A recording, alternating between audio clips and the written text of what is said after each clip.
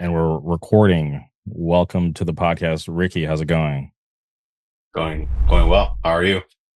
I'm doing great. I'm stoked to have you on the podcast. If I'm being honest, when Wrecking Unit dropped their demo, I was like, man, do I know anybody in that band? And I didn't really know anybody like but I didn't have any personal relationships with anybody. So I was like, all right, I got to figure out who I know that could like put me in contact, but then I just never, followed through. But then just like the other day on Instagram, I was just like, oh crap, like this is my in. So thank you. I'm happy that you're here. I really appreciate it.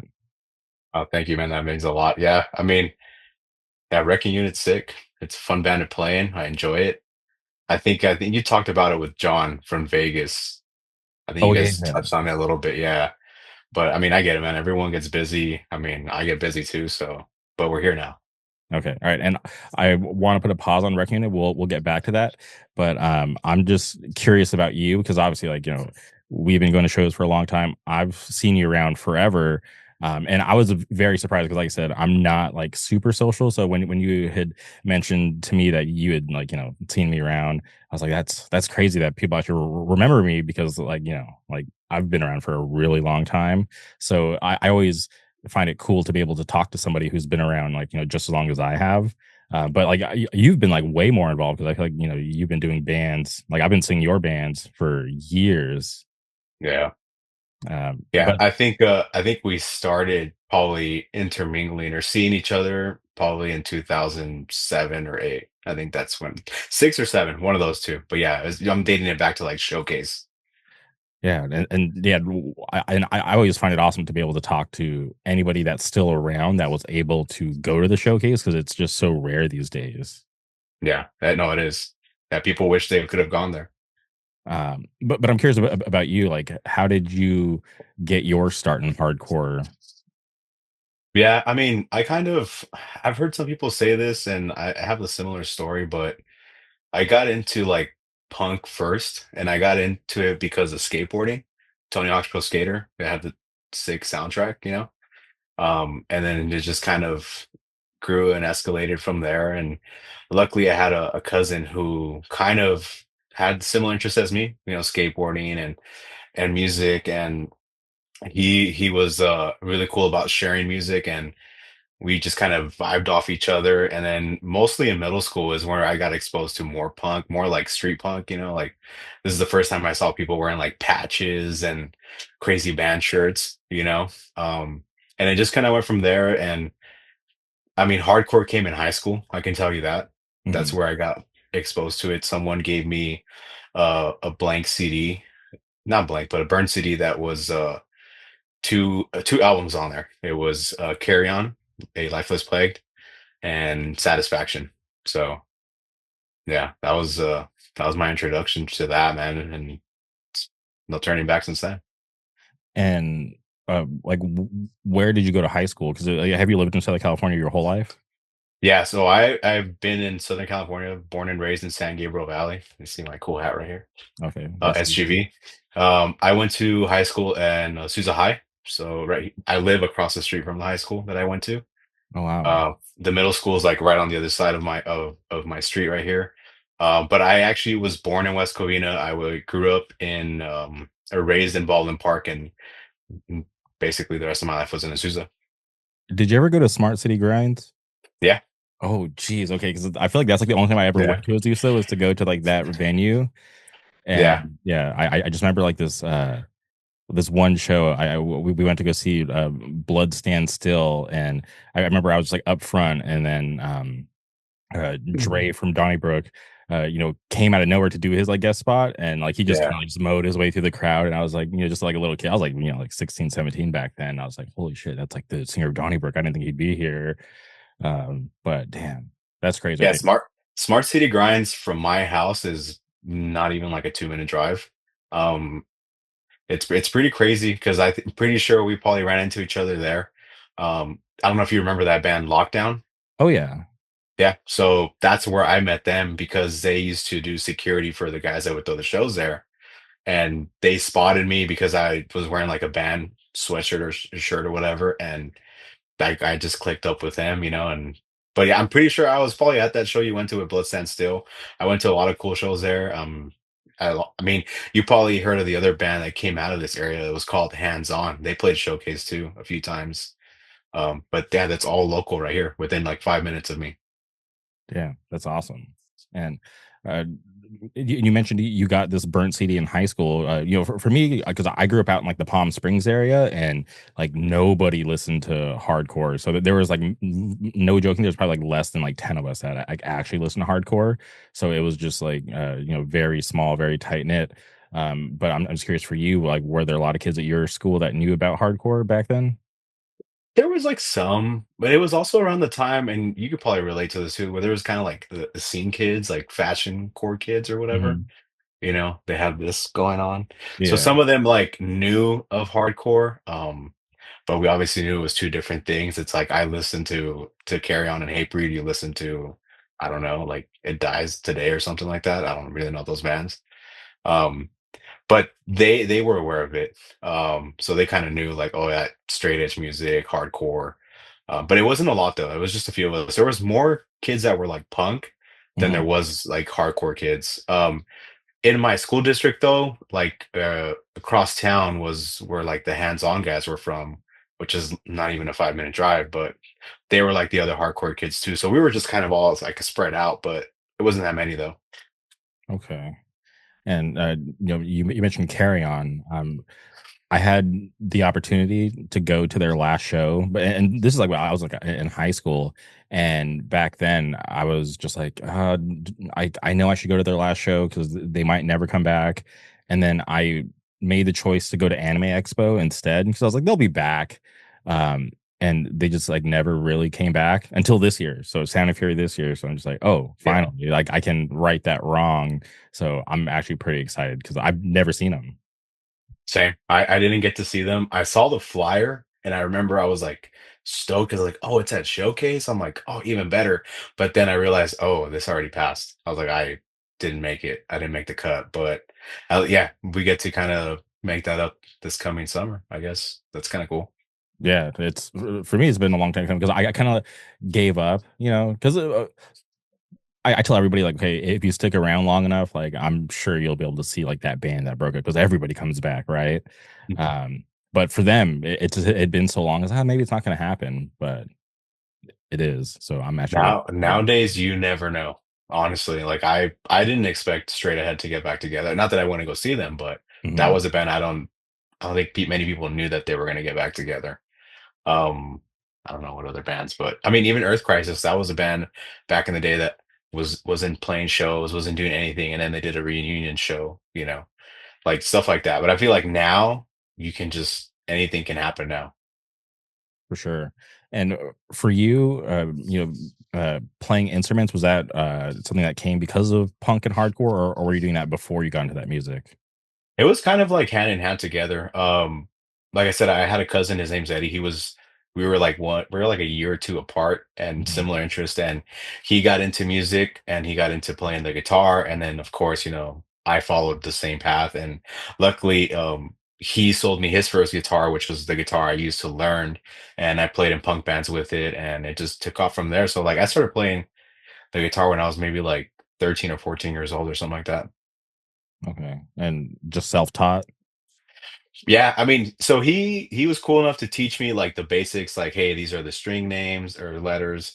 This is how you tune it. This is how you read tabs. And I don't know if you had like family near you, but we would hang out like in the summers and we'd go for the holidays and we would just spend time in his room just playing music, right? Like, because he also became a drummer, so he had a drum set in his room. So I would be playing the guitar and he'd be playing the drums, and he would teach me songs. Like one song that we he taught me was like Master of Puppets, Okay. and we would play it together. And after that, I kind of just learned how to read tabs, and I was like, okay, cool, this is fun. But once I figured out like, oh, you can write your own music, and then obviously like punk's not that hard to write, really. So you just got to listen to it. And once I figured out like this is a power chord, I can do this, and it was just game over from there. I never really got into like learning solos and a full song, but I just got into more like, oh, I can write my own music, so I just did that. Okay. And your cousin, is he still around? He's still into this kind of music? Yeah, so he's still around it. He's like he plays everything. He can play the keyboard too now. I would say he's like a real deal like musician. you Hmm. know. But he knows the music. He knows that like he'll support the bands that I play in. He'll like sometimes he's gone before to see us. Um, but he does his like his own thing. But yeah, we still see each other often. Yeah. Okay, that's cool. And is he surprised like how much of an influence he had on you? Because like, imagine if he didn't like share all that stuff with you early on, like where would you Yeah. be? You know what's crazy is I don't think we've talked about it. So I did a podcast like a year and a half ago, and I that was the first time I ever like mentioned it. Besides now, this is the second time. Hmm. Um, but I've never even told him, or we've never really talked about it. But I hope he does understand like how big of an influence he was and how cool it is to have like, and at that time like an older cousin that did that for me. So if he sees this, I'll say thank you. But yeah, we haven't talked about it though. We've never like said anything. It's not that it's weird, but we just never it never comes up. Yeah. Okay. Well, maybe you can give him his flowers next time you see him. I think I am. I think you're gonna make me do it. So I'm cool with that. Okay.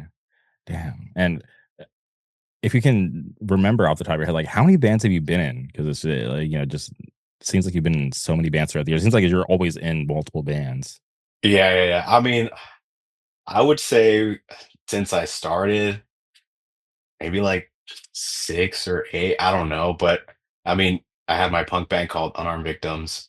I was played in a band called Chosen by God. It was like a power violence band. I played in Canyon City Beatdown, which was a hardcore band, and we played your hometown, Indio, a long time ago. Um, that band became Bloodsport, and then from there on, I joined a band called Bottom Feeder. I played in Disapproval for one show. Nice. New Brigade, Soul Search, Minority Unit, Human Garbage Now, and Wrecking Unit. I think that's everybody. Yeah. A lot of bands, good bands, man. Uh, New Brigade was awesome. Thank you. Yeah, it was a good time too. Yeah, I swear. Did you guys play Los Globos? I think they did. There was a time when I wasn't playing shows with them, but they probably did play. They played a few shows like in LA, and they played Program too. So yeah, I'm sure they did. Was it with Breakdown or like with Forced Order or something like that? Honestly, I cannot remember, but all I remember is like New Brigade played, and I just loved that band. And I went to the merch table, and there was no shirts. They're like, oh, Hmm. all we have is records. So I was like, all right. I was like, I'm just gonna buy a record. I don't even collect records, but I just want to support. So I bought a record. Yeah. Thank you, man. Yeah, I'm sure that yeah, it's we've been when we played this last I think it's maybe a year or two now when we played what's that spot First Street Billiards. We didn't even make that many shirts. I think we barely made like 25 or 30 shirts or something like that. We've Mhm. never really been good at making a lot of merch, I guess. I think if they had those records, it was because we put out that record on 6 Feet Under, so I'm sure he supplied us with a bunch of stuff to just sell. But yeah. And I was surprised to see you guys pop up on that show. Was that just like a one off, or how did that happen? Yeah, it was kind of we just got asked like, hey, like I got a text. I'm surprised I got a text to be honest. I didn't think that they would even I don't want to say let me back in the band and play, but consider me, I should say, right? But I got a text saying, hey, we got asked to play this show. Are you guys down? And when I saw the lineup, I was like, oh, it's Distort's last show. And I think it was Leave No Doubt's first show, and I had already heard them. And I was like, dude, this show's gonna be really cool. I was like, yeah, we should definitely play this. I'm down. And it kind of just came up, and all of us had kind of agree that we're like, we don't really care like to keep some sort of reputation or it's not cool. Like New Brigade was never a band to be like cool. It was like we always did what we wanted to do, Hmm. and play what we wanted to play. I mean, if you remember during that time, I think we were like the oddball band because everyone was like heavy or hard, and we were just like straight up fast hardcore. So, yeah, they just asked us, and we jumped on it, and then it was cool. I mean, we all enjoyed it. We didn't say we wouldn't play again, so I mean, there might be a possibility that comes up again later on. Okay, that's cool. I'm glad the door is not closed on that band. Yeah, Yeah, because bands always come back. So well, you don't always got to just break up. Just go on hiatus or something. yeah, just take a break, relax, do something else, have fun, and then come back when you want. And you mentioned Soul Search. Uh, were you there from the demo days? Yeah, pretty much. So like I got to meet them when they had their original lineup. I didn't go to the first show in Marietta. I Mhm. wasn't there for that. After, I was pretty much at every show. Um, but yeah, I was there from the demo. I remember when they had their first demo before the actual demo, when it was just two songs up on their MySpace. Um, and that was sick. So like I knew all of those dudes. But yeah, I mean, Ronnie, who was in the band originally, who then went to play in Warhound and all Mhm. those bands. Yeah, I knew all of them. It's crazy how like even in 2026, like so many people still love that band, Soul Search, right? Like there's just so much like hype for you guys. You know what? This is what I tell people, and I've said this before. Before I joined the band, I was like into it. I would go see them. I would mosh at every show, and I became friends with them. And it's good. It's good music. It's sick. Like I read everything in their bio, their influences, and I was like, this sounds like all those things they said. And it's just catchy, and it's just straight up, hardcore. And yeah, I mean, I've always been a fan of it. So when they asked me to join, I was like, yeah, of course I'm gonna do it. I'm not gonna say no. You know? Mhm. Yeah, the intro always gets me. I'm just like, damn, so Yeah, the good. intro's sick. Yeah, it's cool. Yeah, Okay, damn. And I was watching old Minority Unit videos. yeah. Um, that band was crazy, and like I feel like every time I watched a video, because there's not many out there, but I feel like every time I watched a video, you were doing something different. Yeah, it was kind of weird, man. Like, so the first show they ever played, I didn't play any instrument. I was just there, and I was told just to stage dive and mosh, and that's what I did. Mhm. After that, I played bass mostly. And then at the last show in 2012, Sound of Fury 2012, um, I didn't play anything. I just sang, and I was just on stage doing crazy stuff, jumping off things and moshing. And now it's just I strictly play guitar whenever we play, which is cool. I like it too. So You prefer that over doing vocals? you know what's funny? I have this like I guess I want to sing in a band. I want to do a band where I sing, but what makes it harder is that I want it to be a straight edge band. But that's finding people to play in a straight edge band is harder than it was before. Now it's the biggest thing is the drummer. I can never find a straight edge drummer. Okay. But I've always wanted I liked it when I would do it. The few times I did sing something and it's sick, people vibe off of it, so it's pretty fun. I mean, I wouldn't yeah, it's I think if I could, I'd probably like if we ever play again, I would want to switch like sing maybe a couple of songs and then go back to playing guitar. I think that'd be cool. Yeah, I remember seeing you guys for the first time, and I'm just like, I don't know like who to pay attention to because it was just chaos. There's people Yeah. jumping off, mics flying everywhere. Um, Yeah, it was literally the rule. I'd say rule, but it wasn't a rule. I don't know. Was like if you're not singing, you're moshing and you're diving straight up. That's all you're doing. So all of us who are playing what we're playing, but like if you're not singing, you're diving, you're moshing, you're going crazy. But I think that's what made those shows cool because then everyone is seeing like, oh, this band is like you're interacting, you're doing it too. Like it just makes it even cooler. yeah, and I still trip out about the show at Aladdin Junior. Like who, how did like there's just too many people for that small stage. I don't. It's always been crazy how that happens. But those are probably some of the funnest shows we played there. And I was just looking at this video too, or watching it like not too long ago, is when we played the Blacktop, which is crazy. No, Um, I didn't even know you guys played. yeah, yeah, we played there too, and people forget about that place. And I'm like, yeah, we played there. Um, that was a small stage too. United Blood wasn't too bad. It was kind of a bigger stage, but it was just kind of like narrow too. But Mhm. how they make it, I mean, now it's easier. There's a lot like the stages are a lot bigger, Yeah, but back then it was just chaos, man. Like if you watch the videos now, you'll see people like kneeling, waiting, or just jump right into their spot, whatever it is. But I think that's what made it cool. yeah. I'll never forget after the final show at Sound of Fury 2012. I can't remember who it was, but I was outside and somebody walked out. I'm like, "Yo, let me buy that shirt off of you," because it was the white one, And Yeah. this was before you guys were even like printed that to sell, and they're like, "Oh, sorry, it's for like band members only." I was like, "Damn, I really want one of those because it's so sick." Dude, too bad you didn't ask me because I was horrible, dude. Anything that I got from any of the bands I played, I always gave it away to people I knew. if you were a homie or just a kid that was like into it and you came and talked to me, I was like, here you go, take it. It was funny. I put that shirt up for sale. I don't know if you remember that Instagram, that core shorts for sale. Yeah, I remember that. Yeah, I put that shirt up for sale.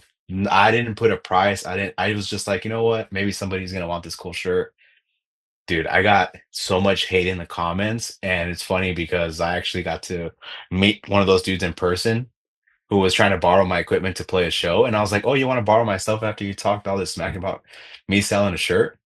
Which I ended up giving away to a kid in Canada. I just had to pay for the shipping. I was like, "You can have the shirt, dude. Uh-huh. If you like the band that much, it's yours, man."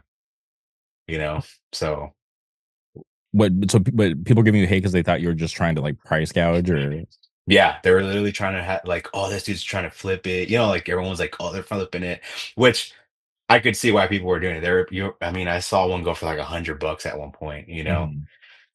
I didn't care. I was just like, I don't have room in my closet for this. And maybe somebody will actually appreciate it more than me at that time.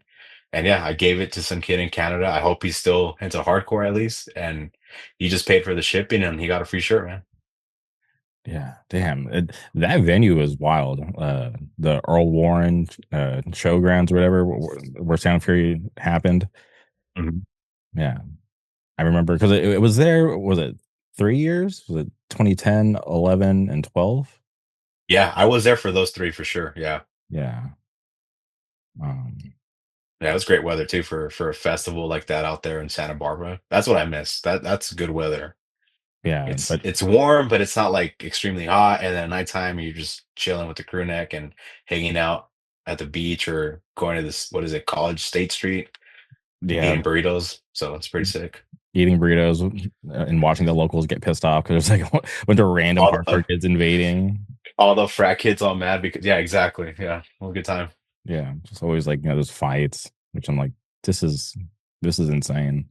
But yeah, the the weather was nice.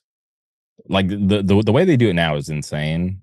It's not my favorite thing, but I definitely miss like the old vibes. Yeah, it's different for me. Like the last time I ever went to a Sound and Fury was 2012. That was the last one I went to. I didn't go to like any of the ones when they were at the Region or anything like that. Hmm. I was introduced or went back when Minority Unit played, which was like 2023, 24. I don't remember now. Yeah, I think it's like But 23. Yeah, um and I was like shocked, man. I was like, yo, this is not what I remember. Like I mean, I was like nervous before our set, but walking around, like the few times I did walk out, I was just like, this is insane, dude. Like this is so many people. This is thousands of people here. Like this is not what it was. Wasn't like 6 or 500 kids. This is insane now. But it's kind of cool. I beef the summer. I don't like the heat. I'm not a yeah, fan of it. So like I just suck it up, like whatever. yeah. And it trips me out that they held it at the region because the region's not big. You know. I know. I was watching a video of it and I was like, how was this Sound and Fury? Like, I mean, it was probably pre-COVID too. So I feel like people gained more of an appreciation for live music after. So it just like blew up. You know what I mean? Like they're like everyone wanted to be out doing stuff. So it just got bigger. Yeah, and the fact that like it went from like okay, it's like this 3 day festival to now it's like a whole week long of like events, right? They got so many like pre shows, after shows, like events tied to the fest. Like they've definitely like grown into something crazy. Yeah, yeah, and they're like clicked up with all like the cool stuff too, brain dead and all that. So they Mhm. make all those cool events happen for them, which is pretty sick. Yeah, because there's no other like hardcore fest that does it like that. So and it's cool too because I feel like they make it like worth like everyone's like like wow for like the people who travel, right? Like they can come out and it's like you can feel it in the air when it's like Sound and Fury week because there's all these like like crazy things. Like the fest is like crazy, like the lineup's always good, but like leading up to it, they somehow managed to like still have like crazy bands play before and after the fest. I know. I think there was one year where I was like, damn, that pre-show sounds cooler than the fest. Like how do you do that? Like that's pretty sick, like uh I think it was the one where I saw like Whispers was on it, and I forgot what other bands were playing the same day, but it was a pre-show. I'm like, that's sick. If you can get someone to just come out for the pre-show and get them stoked on the fest, it's pretty cool. Yeah. No, I'm stoked on the pre-show this year. Cold World and Big Boy. Yeah, Yeah. the homies, dude, right there. Oh, nice, nice. I have that in a shirt form. Yeah, yeah, it's sick. Okay.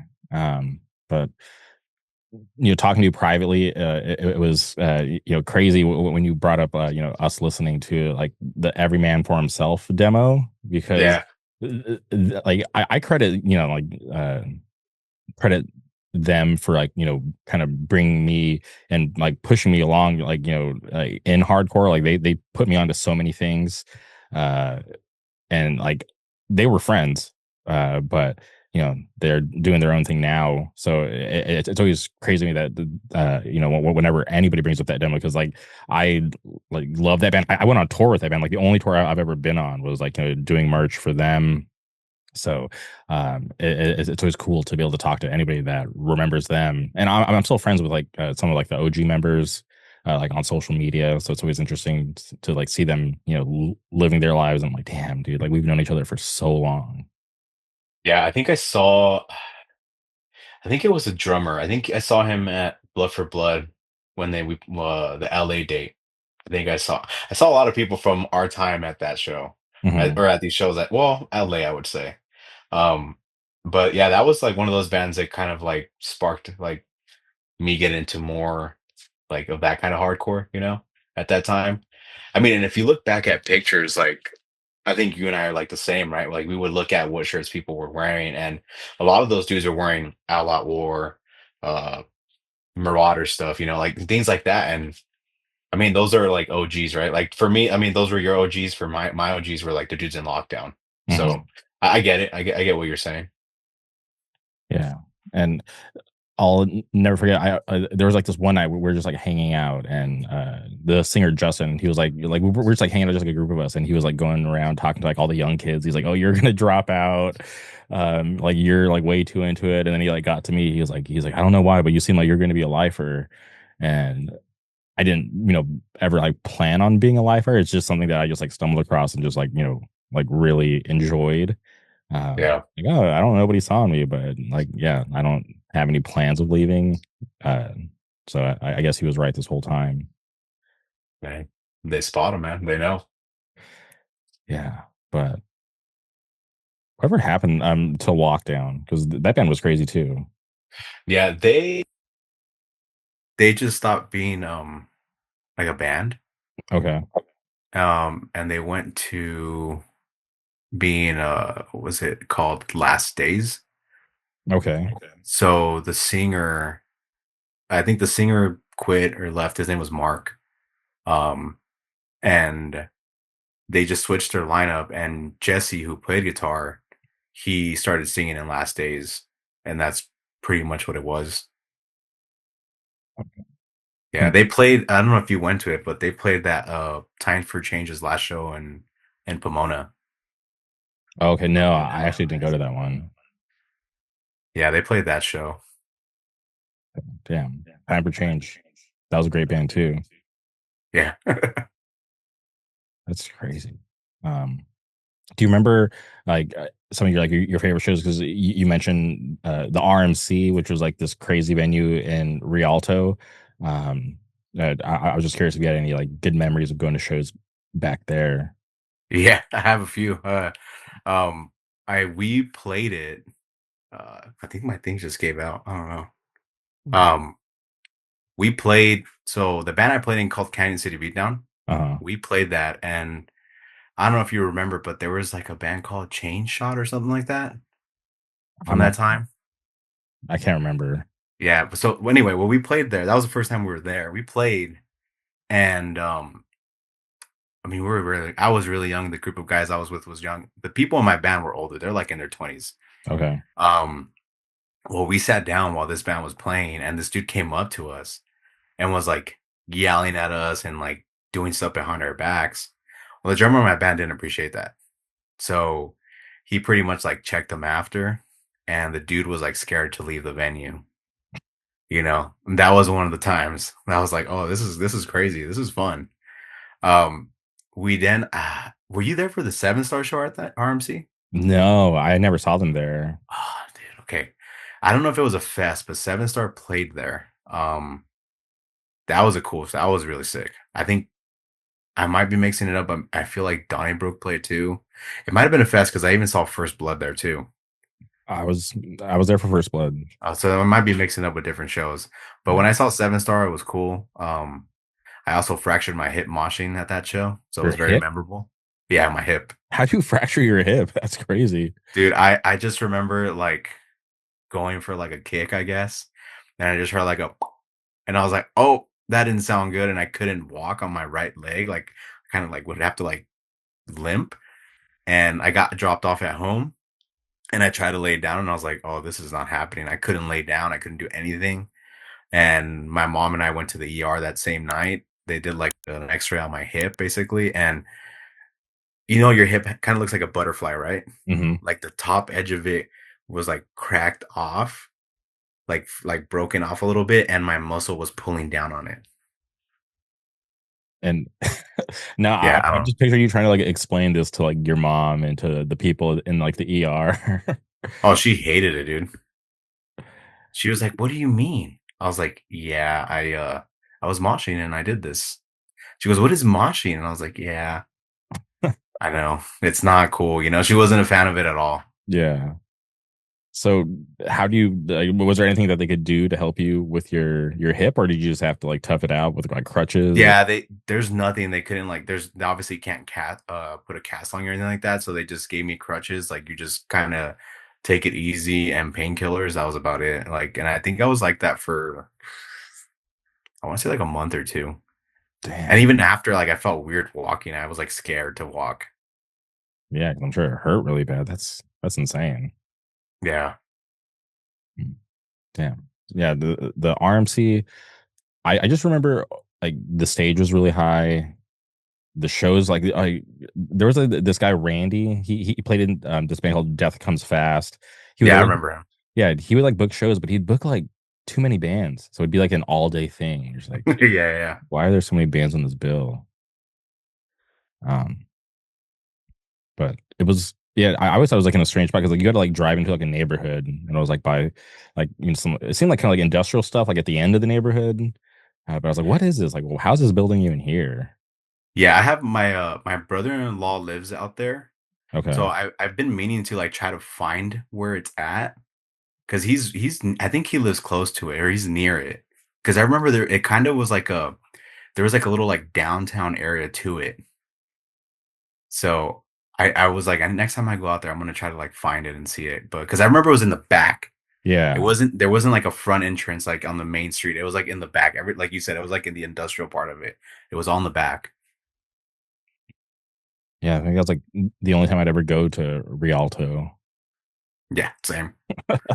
That's the only honestly, I think hardcore was the only reason why I would ever go to the IE before. Uh-huh. Even like even when I played in Soul Search, that was the only reason why, because we would practice in Corona, because that's where Dorian was living at the time. Okay. And that's the only reason why I would go out there. I was never an IE person. Like I knew about it, had family out in the IE, but I wasn't hanging out in the IE though. Yeah, same here. I just go to showcase. Uh, Showcase is sick, dude. So Dorian used to live like, I think 2 exits before the showcase. Like, not, how there was that Del Taco like really close to the showcase? mhm. There was like 1, 2 exits before it too. So he was around there. That's what I remember. But yeah, that's the only reason why I would go out there. No other reason why. Yeah, I can't believe that it closed because dude, that was like because like going out of town for shows, that was like the first venue that I got to go to, like like legit, like oh, this was like where cool hardcore shows happen. So Yeah. it was always like I always like appreciated it in real time because like growing up out in like the Palm Springs area, we had like a really small scene. Barely any bands like were coming out there at that time, so we would always have to travel out for shows. And Showcase was like our first choice if the tour was like hitting like multiple spots, but if it wasn't hitting the showcase, then we would go to like Chain Reaction, and that was Yeah. our second option. um And that was even further away. yeah, Uh, Yeah.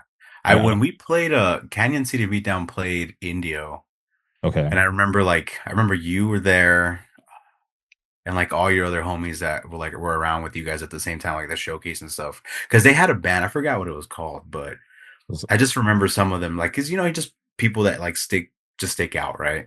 Yeah. Um, but yeah, when we played Indio, I wouldn't say it wasn't like a shot show, but there were still kids. You guys had like a good amount of kids out there, though. Yeah, like whenever a show would happen, like kids would like we'd appreciate it. Like, hey, like we gotta roll out because who knows when the next one is. Yeah, Um, yeah, the showcase was like a cool venue. I got to see Throwdown there, which was like probably like one of my favorite shows that I ever went to because it was I can't remember what year it was. It had to been like '06 or '07. They're doing 2 nights and me and my friends we just drove out there. We didn't have tickets, so we like rolled up and like it sold out. And we kind of like we're like young like all right, we got to sneak in, so we are like kind of like watching, and there wasn't like any crazy security, so like for like re-entry you would just draw an X on your hand to get yeah, in. um but somehow like our one friend, this guy named Patrick, he got in and then we tried it and somehow they knew that we had fake X's, so we didn't get let in. So we're like, fuck, this sucks. So we're like, all right, like are you guys selling tickets for tomorrow night? And they're like, yeah, like there's still tickets available. So we literally had to buy tickets for the next night. We went back home, drove back out again the next day, then we got to see Throwdown like the second night, which was like yeah, insane. yeah. Showcase. I wish a lot of more people got to experience it. I think I went to a handful of shows and I got to play it too a few times.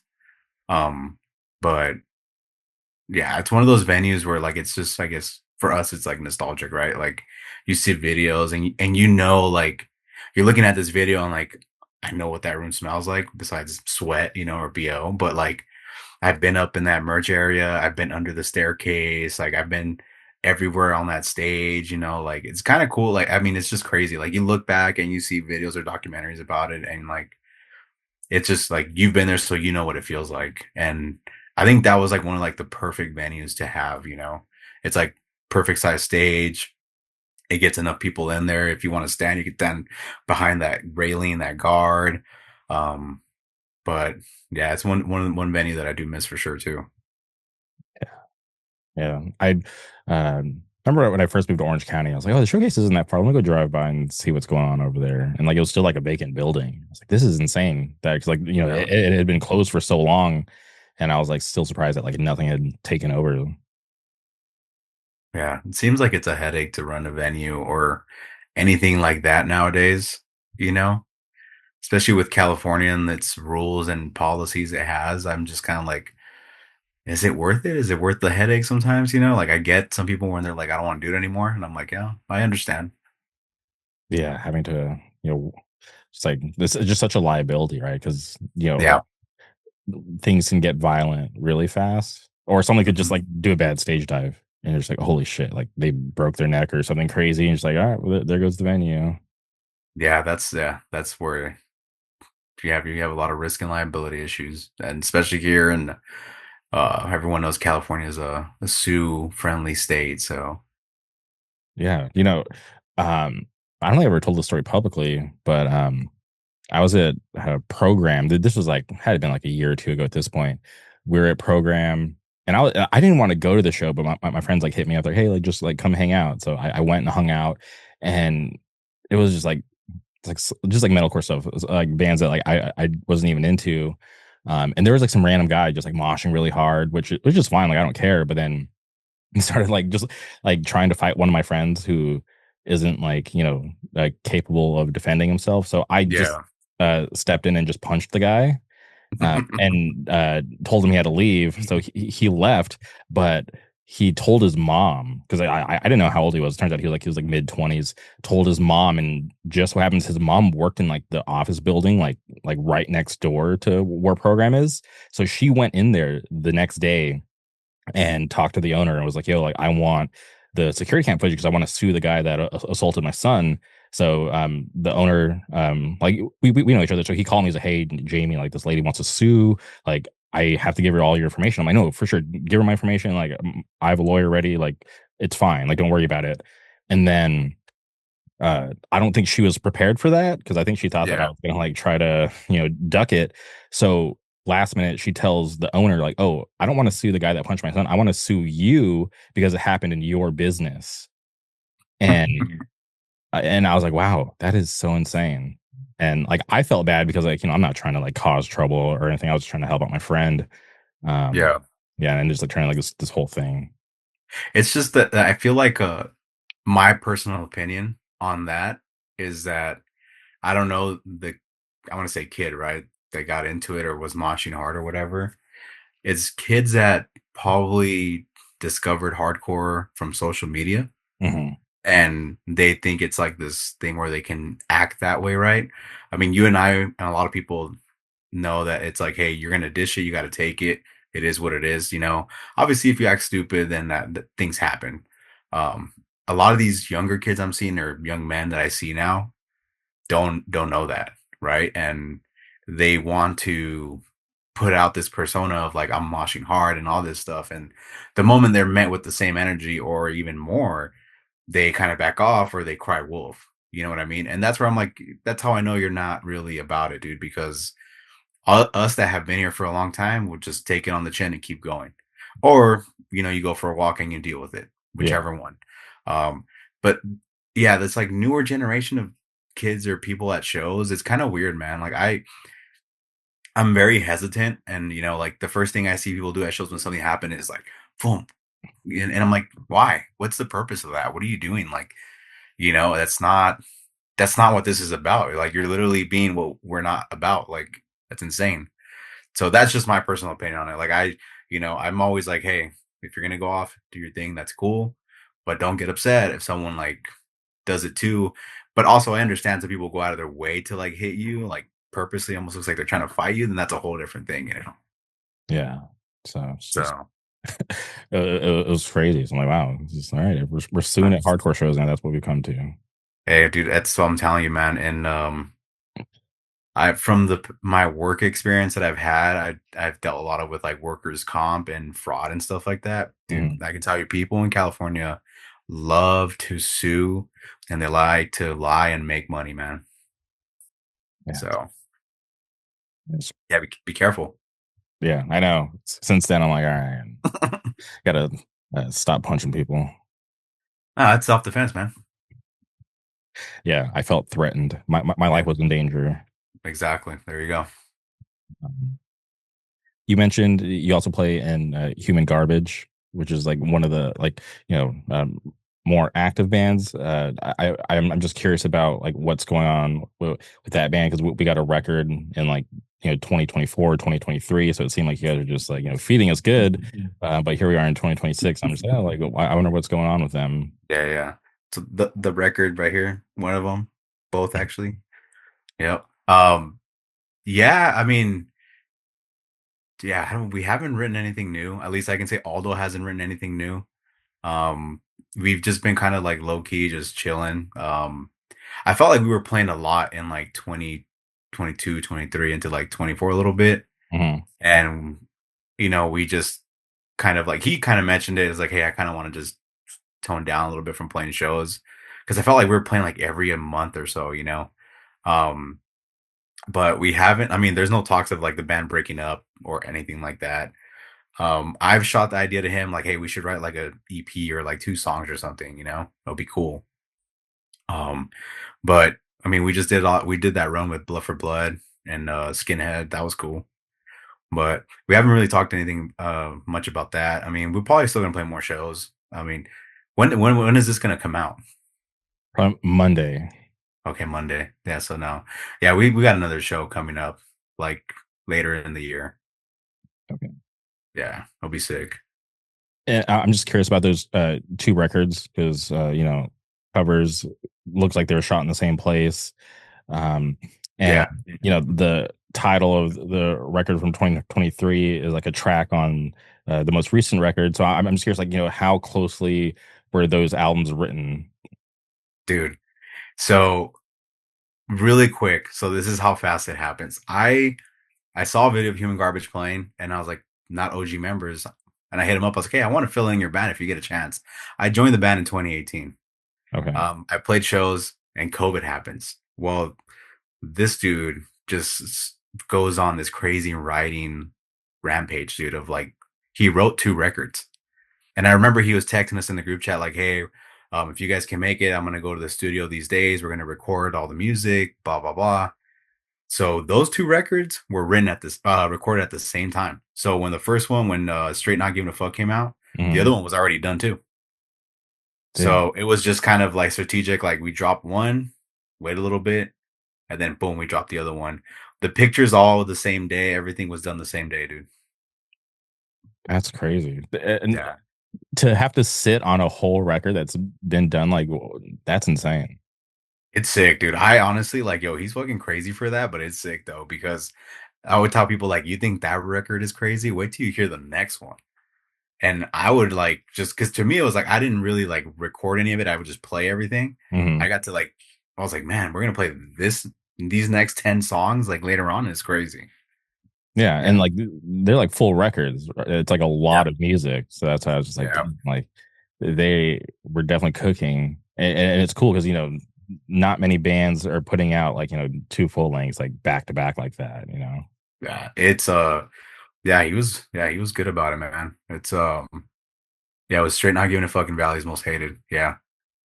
Yeah. It was all I know it was kind of weird how he named it after the other one or however it worked out, but I mean, it's sick. I think I always see people get or compliment the album, the pictures, which those were all taken by Luis.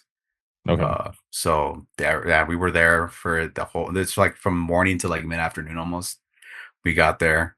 We were incentivized with donuts to show up early. So Nice, yeah, nice. that was cool, man. It's all the homies just hanging out, taking pictures in the valley.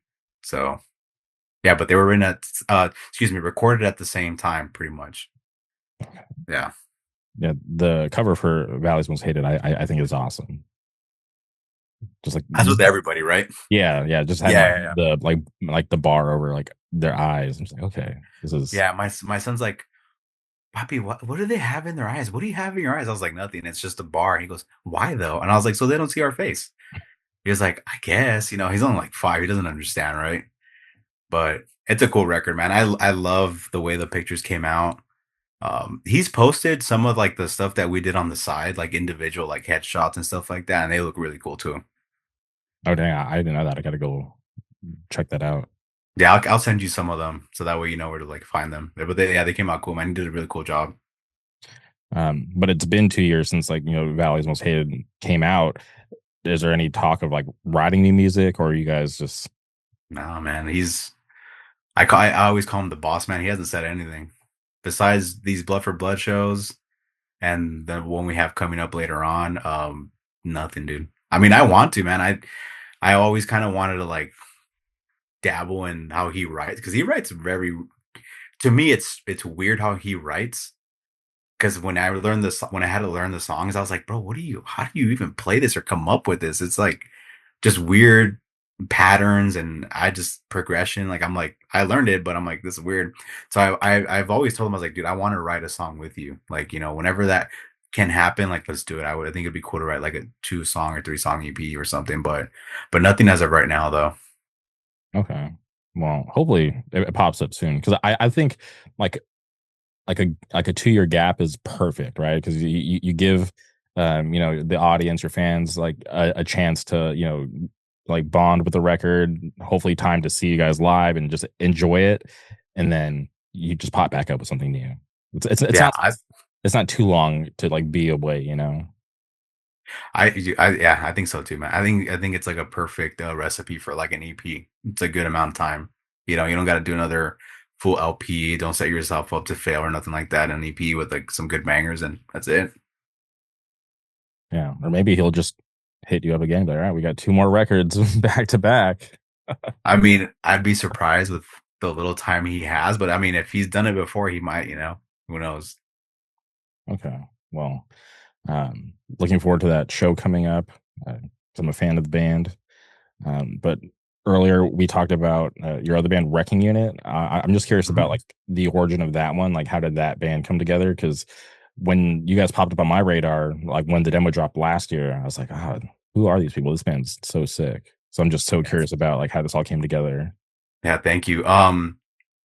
So Kevin, so the band members are Kevin, he's a singer. Obviously me, I play bass. Danny plays guitar, Matt plays guitar, and Mato's on drums. And how it kind of came up is Kevin's my barber too.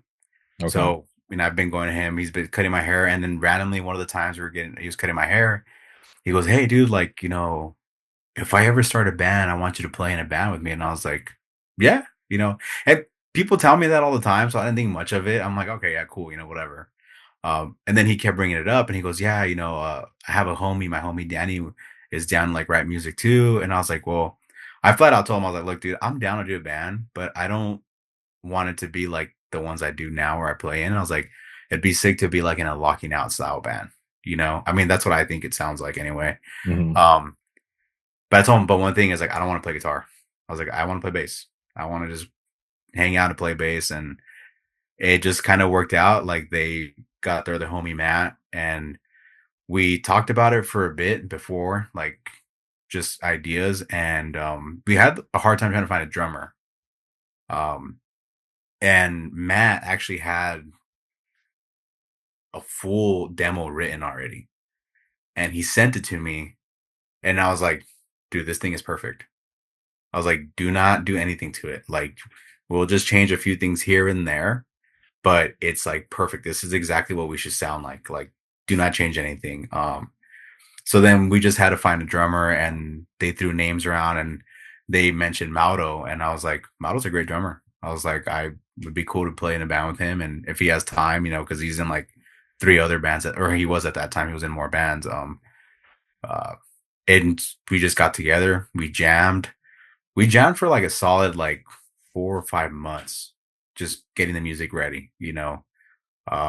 Matt is very how can I put this in the nice way? He's very particular about his music, you Okay. know. Sometimes he overthinks it, and I tell him, I'm like, no, don't do that.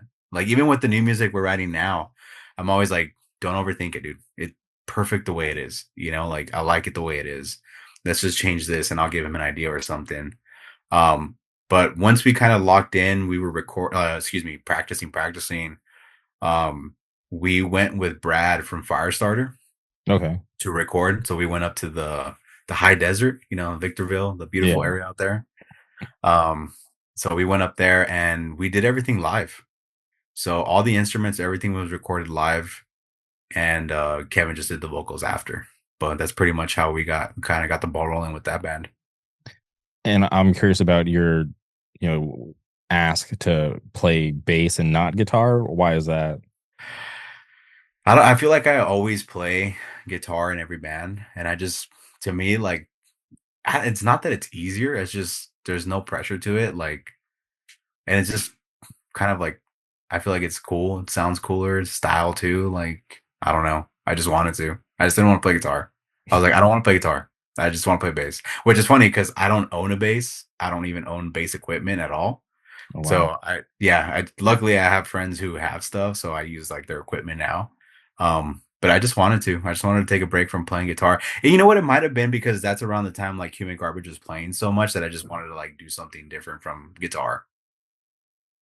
So when you roll up to these wrecking unit gigs, you have to like phone a friend, like, hey, who has a bass available? No, maybe a cab, but no. Luckily, Danny has a bass and he has a head too, so I use that stuff. And then we jam at a lockout, so we share equipment there too. Hmm. So it's kind of nice. I probably eventually will buy a bass. I don't know. I don't really see the need to. I don't play it like that seriously.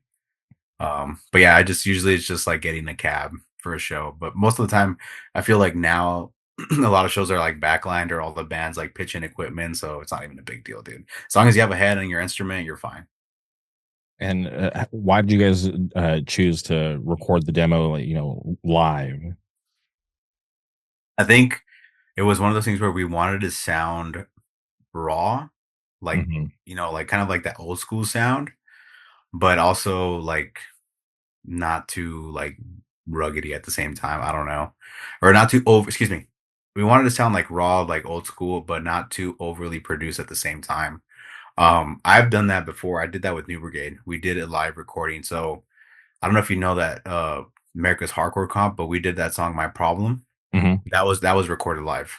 So that was at the pit, and that was all of us in one room just playing. And we did the same thing with Brad. It was all the guys in the instruments in one room. And it just sounded sick, man. Everything sounded really good and it fit the style. That's what it really was.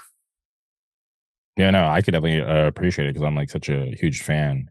Like literally, like whenever I like friends from out of state ask like, oh, like what band should we check out from your area? I tell everybody, dude, Wreck Unit's like my favorite thing.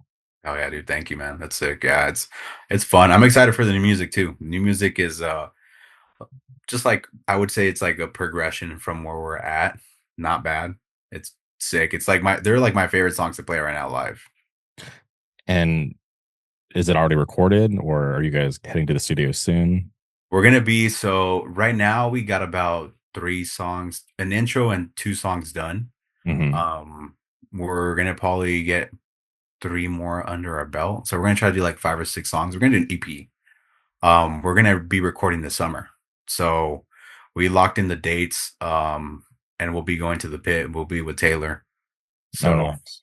yeah, yeah, man. He's always looked out. He's done like I've been in recordings with him, and I'm excited for that. And I told the guys, I'm like, I'm excited for me and for you guys because recording with him is cool. It's as like a friend, but also like as an engineer, like he's giving you his feedback. Like I've seen him straight up come up with cool ideas on the spot, and they ended up sounding really cool when you hear it recorded. So yeah, we'll be doing that this summer. We'll hopefully have a full EP recorded. Yeah, I was wondering about new music because there's a video online of you guys playing a new song, "No Hmm. Acceptance." Yeah, I think that's what they're gonna call it. Yeah, Okay. yeah. It's. I tell people like for me, it reminds me of like Dump Truck or The Wrong Side. It's Hmm. just it's still that sound, just a little harder, you know. And it's cool, man. It just sounds, it's fun to play. I enjoy playing those songs live. Yeah. Well, I'm very much looking forward to the new music whenever it comes out. But the demo came out almost a year ago, like like in like 4 days, it'll be like a year ago. Um, Oh dang. but I'm just curious about like like your time with the band. I know a year is not that long of a time, but just you agreeing because your friend, your barber's asking you to be in the band. So I'm just curious, like if you can look back at like just this past year with some of the cool shows that you guys play, because even like your first show playing it like that, like Hollywood Underground place, Hmm. to playing some cool venues. You guys got to play Chain before it closed. Yeah, So I'm just curious, like if you look back at the year with Wrecking Unit, like what it's been like for you. it's been sick, man. I mean, I feel like every show we've played, besides one, have all been really cool. Um, it's funny that our first show, I asked to get put on because that's when we were driving up to Brad's up in the high desert, and Okay. I saw that they announced it was like No Way Out, that Day by Day band, right? I think it was that show, yeah. And I was like, hey, this would be a perfect first show for us. I was like, are you guys down to play? And they're like, yeah, yeah. And Matt, of course, being Matt, was kind of like, ah. And I was like, dude, trust me, this is gonna be a sick show. And I just asked, I called in the favor, phoned it in. I was like, yo, I would love to make this my band's first show. And yeah. And the year, you know what? It's been one of those things where like I've also kind of kept us from not playing too many shows. I told them, I'm like, look, like we have this cool thing. Like, let's not overdo it. Let's not play every show that is there. Like, don't get me wrong. I know some bands have a good um, when they do that, it works out for them, you know. But I was like, I think this is cool to not do that though. Like, I think we can play some shows. I don't want to say like play only cool shows, but you know what I mean. Like, make it worth it, especially since we're all like, full on like 9 to 5 jobs or whatever, and it's our time's very like valuable. I was like, let's just kind of like play like shows that we want to really play, and if we all can do it, we'll do it. And it's worked out, man. I feel like every show we played has been sick, and the year went by quick. I didn't even know it was gonna be a year already. Honestly, I didn't even. That's cool. I didn't know, but it was fun. I'm Yeah. excited for the Chain show was cool, man. Playing the last actual hardcore show at Chain. That's what they were calling it. Hmm. It was it was fun, man. People went off even for being the first band. It was still cool, man. The lineup was sick too. Take offense. They played Tables Will Turn. That was tight. Um, but I feel like every time we play a show, I kind of see like the group of kids getting a little bit bigger and bigger, and always good feedback too, you know. And now more than before, I always try to at least like interact and talk to people, because I think that also helps to make the connection, you know, like so people can be like, oh, I want to keep seeing this band, you know. Yeah, for sure. Just like, one conversation could go a long way. Yeah, no, yeah. I've had people tell me that, you know, of like someone told me when they first talked to me, like, oh, I thought you were just like a jerk. And I was like, that's crazy to say. That's I'm not really, but thank you though, Yeah. you know. Or and had someone else like tell me like, oh, oh, you're like a real Mexican. I was like, yeah, yeah, yeah. So, you know, but it's because you have those like face to face conversations, they're intimate, right? And people really see you besides like the bands you play in. Hmm. Um, so it's cool, man. I think that year of playing with them has been cool. We've done cool shows, and I'm excited for what comes with recording. I'm excited to do this and what opportunities will come for us, you know. Um, maybe something else that later on, who knows? Yeah. And I'm just curious, you mentioned you're recording with, Taylor at the Pit. How'd you guys, decide to go with him? Because there's so many, talented people, down here in Southern California that could, lead Yeah. bands. Um, it was kind of like a collective. Like I think some of us have recorded with him, but a lot of the guys enjoyed the music, like the bands I've been in that recorded with him. Hmm. And they were like, I wanted to sound like that, you know. And I tell him, I was like, dude, he's the guy that can do that, you know. Like I remember when we recorded the New Brigade, the what is it called? That 7 inch, but it's the full 12 inch, whatever. When we went to record that, I told him, I was like, yo, I want the guitars to sound like Warzone, and I wanted to sound like this, you know, at the same time. And he just walks up to the amps and does his thing, and like, and that's what I told the guys in Recce Unit, like, you know, I just give him, you can give him an idea of like, I wanted to sound like this or have these kinds of tones, and he knows what to do. And I feel like they all were just like, you know what, this is the guy we want to help us with this EP, so it makes sense. You know, he's a friend, he likes the music. He's also stoked to record it too. I ran into him at the show that just happened, it was like 2 weekends ago, a weekend ago, at that new spot, the SOS spot, Proyecto. Okay. And he was like, dude, I'm stoked. He was telling the guys like he's stoked to record us too. So it just kind of like collectively, like we all were like, yeah, this is who we want to do with. And how is that venue? I Yeah. was sad that I couldn't make that show because like I just got home from like vacation that day, so I was just like, I, Yeah. I'm dead. Yeah. It was cool, man. At least for me. So like I live in Azusa, right? So I'm right off the 210 freeway. I got there in 25 minutes on a Sunday, and it's right before like downtown. Hmm. Um, and parking's not too bad. It was okay. But the venue inside itself was cool, man. They have a good layout there. The stage is like, I would say maybe like 3 or 4 feet high, if that. Great sound. Anthony was doing sound that day for all the bands. Um, it's a good, the size I would compare it to like a little bit bigger than the Midnight Hour, the big room, Hmm. and a little bit smaller than like 1720. So it's like kind of in between, I would say, something like that. But it was cool, man. That was a good show. I mean, a good spot. I think they just announced like not that long ago they're gonna have another show there, like Rotting Out. Yeah, So I'm gonna go to that one because I'm like, yeah, oh, rotting out. They're kind of rare these days, so I gotta go check yeah, them out. And then my friend's playing a band called Strut that's actually playing that show too. yeah. Those dudes are cool, man. They're big fans too. They always tell us, they always hit us up, and I feel like we almost kind of like, I think we started and then they came out right after us too. And it's cool because it was a different take on the hardcore sound than what is normally out right now or was out at the time. Hmm. You know, so it was nice to hear something different than just a bunch of chugs every single time. Yeah, I feel like that stuff is not as like I think we're finally at the point where that stuff isn't as popular. There's still bands around. There's always gonna be bands around that play like that, but I feel like people are really wanting like the faster, like more like regular hardcore style these days.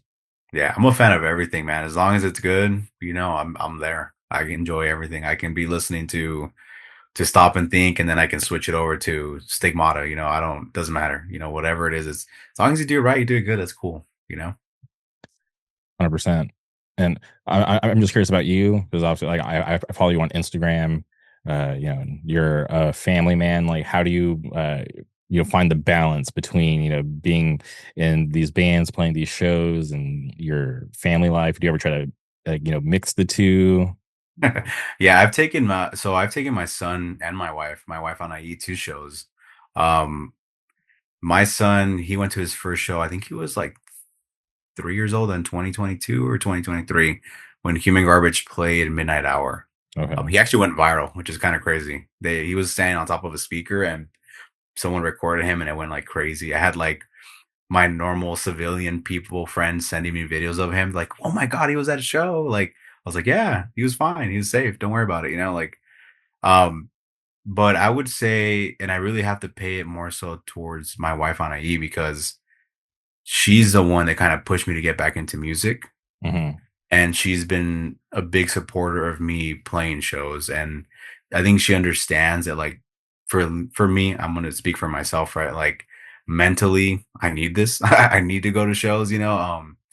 I don't partake in normal activities like everybody else, you know. And when I go to a show, it's my way of like expressing myself and hanging out with my friends and just kind of decompressing, you know. And so having her support is like the biggest thing. Like she doesn't get upset when I play shows or when I'm gonna go to a show, or if I get asked to do like a weekend run or fly to a fest or something like that. Like she's a big supporter of it. And then in return, obviously, you know, like she does dance and stuff like that, so I support her as well. But it's not an issue. I just have a bad memory, so we have a shared calendar on our phone. So we just always lock in dates and times and like to know what's going on.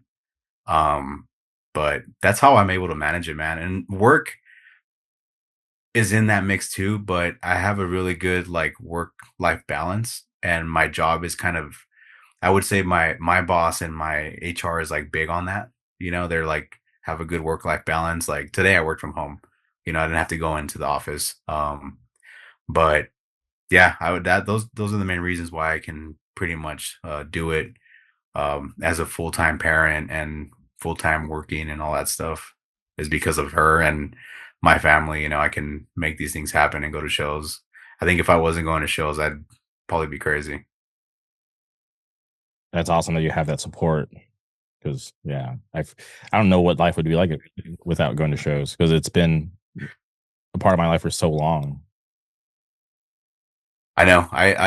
It's funny. I always tell her, I'm like, I always wonder when my last show is gonna happen. When is it gonna be like when I don't play in bands anymore and I don't go to shows like as often? Like, I mean, I still do stuff besides go to shows. You know, like I hang out, go eat, and go shooting or whatever. You know, like stuff like that. But it's just different. You know, like for me. Like I look forward to going to a show because if I'm having a bad week or something happen, like that's where I go, you know? 100%. Yeah. And even just like, because I'm not in a band, I don't tour or do anything like that. But it's cool. Like when my friends who are in bands that do tour, they come to town, I can go to their show Yeah. and, I can see them in like, my state, my area. Cause like I'll see them other places, but it's always cool to see them, uh, you know, in a familiar place and also I know it's cool for them too because they're like hey, like we don't have a lot of friends in this area, so it's cool that you pop out and support us. So Yeah. yeah, so that's one thing that I really like these days, that I'm being able just to see my friends that I don't get to see all the time. Yeah, and I think you're probably like me, like you appreciate that time more, you know, like and that's one thing I've said before, and I'm always like, I wish I was more appreciative of everything I did in the past, that how I am now, you know, like when I play a show now, or if I'm just hanging out with my friends, like it sounds cheesy, but like I just soak it in because like I mean, man, shit happens in life and sometimes things don't go the way you think they are, right? And um yeah, I just appreciate everything more than I did before, and you know. 100%, yeah, because uh, life is crazy. They always say like tomorrow's not guaranteed. So yeah, like I always try to appreciate things in real time, so I don't have to like look back with regret. That makes Exactly. sense. Yeah. Yeah. No, I get you, man. I'm the same way. Okay. And I'm just curious. You mentioned food. I love food. Like, what are like your go to spots like with your homies when you guys are like, all right, hey, like let's go meet up for food. Yeah, so it depends. It's if everyone can agree, right? Usually we end up doing Thai. I Okay. mean, always number one is In and Out. That's always a go-to is In and Out. If not Thai, tacos. It's usually it, man. I mean, I don't really go too far from there, just those main or pizza, that too, like pizza spots, Um, yeah. Okay. Mexican food. I feel like we're so spoiled in Southern California because there's like so many like good Mexican food spots, and I'm sure like even here, like I live in Orange County, I'm sure there's like hidden gems that like I haven't even discovered because like I've Yeah. kind of like found like a few spots that I'm like, okay, these are like my go to because I know like they always hit. But I always trip out of that. Like, yeah, we can like look in any direction and there's gonna be good Mexican food. Yeah, I mean, like, it's crazy now, like, there's taco stands everywhere, like, and they're all pretty good. There's not really, like, any that are bad, like, just matter of trying it and seeing if you like it. Yeah, there's a bunch where I'm at, the Mexican restaurants too. There's just, the same thing. You just go and try it out, and it's usually pretty good. I've heard people tell me, like, even up north, like the Bay and stuff, like, they like the Mexican food out here more, it's better, Same thing, like nobody likes Mexican food from like Texas or Arizona or anything like that. They say it's horrible. Yeah, when you leave like Southern California, it gets kind of squirrely because I remember um I was in like Boston with some friends and they're like, hey, you want to get Mexican food? And I'm like, yeah, like I'm down. And we go to Taco Bell and I'm like, wait, this is you guys, this is what you go to when you talk about Mexican food? They're yeah, like, what are you talking about? I was like, oh, okay, I get it. We're in a Yeah, weird it we're checks in out though. It makes sense. yeah. So we're lucky to be where we're at and to have access to like amazing Mexican food everywhere. Yeah, that's why I don't plan on, not really in my plans to leave California or Southern California, to be honest. I've been in other states. I've been up north quite a few times, and I'm always like, I like home a lot more. Home's cool, you know? You know what's crazy is I've never been up north. I heard in one of your podcasts that you said that, and I was like, I thought that was crazy. Yeah, I was no, like, damn, that's yeah. I think you were talking to Brandon from Big Boy, and you mentioned that you haven't gone up to the Bay or like out there at all, which is you should. You should make it to RBS if you can, because we were there 2 years ago. The Bay has always been sick to play since I've been in bands, so I'm really shocked you haven't gone, and you should go because now more than ever, their scene is sick. yeah. The one time that I was gonna go was like 2020 when that Drain record release show accidentally got announced, Okay. and then got canceled because of COVID. And then yeah, just since then I just have never gone. But no, like I would love to because like I'm a huge fan of Big Boy. I love Field of Flames and like even some like those like newer bands like that Condition One band is sick. So Yeah. I would, yeah, and I want to go up there and see like the like local bands that don't like really get out for whatever reason. Like there's like that band Foghorn, which I'm like, man, I want to see that band. Yeah. They're we got to do a little weekend with Tsunami a couple years ago Mhm. that led up to For the Children. Our first show was in Berkeley, and that was sick, dude. Because I had the last time I had been in Berkeley was like maybe 2013 with New Brigade, and we played on the floor, not on the stage, on the floor.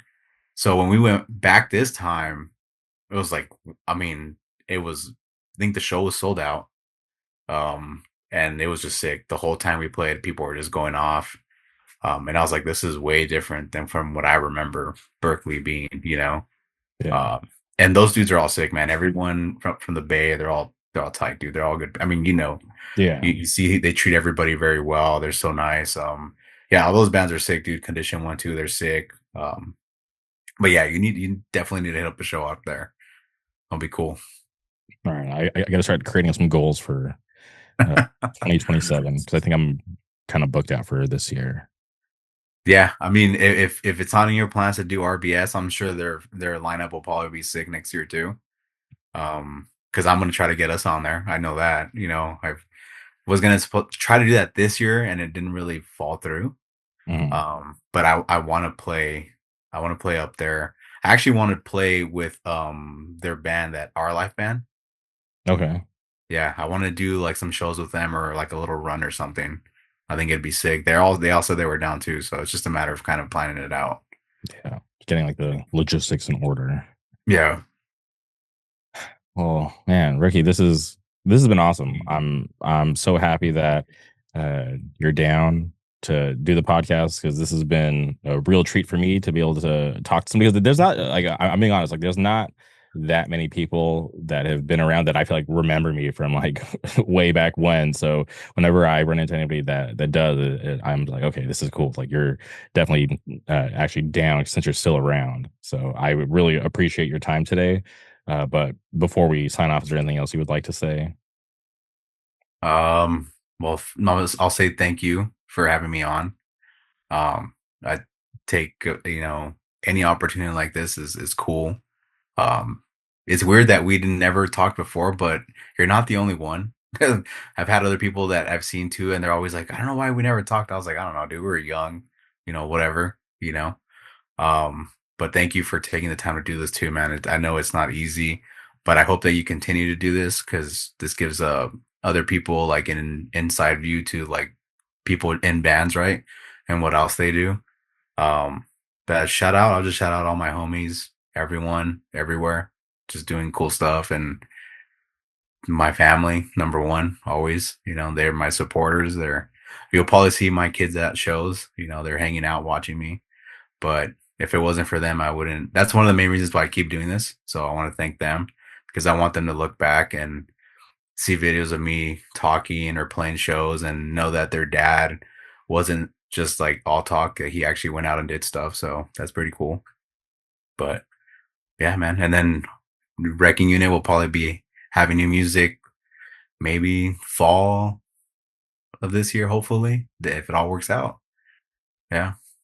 All right. Well, truly appreciate your time. Thank you everybody for tuning in. We'll be back soon. Goodbye.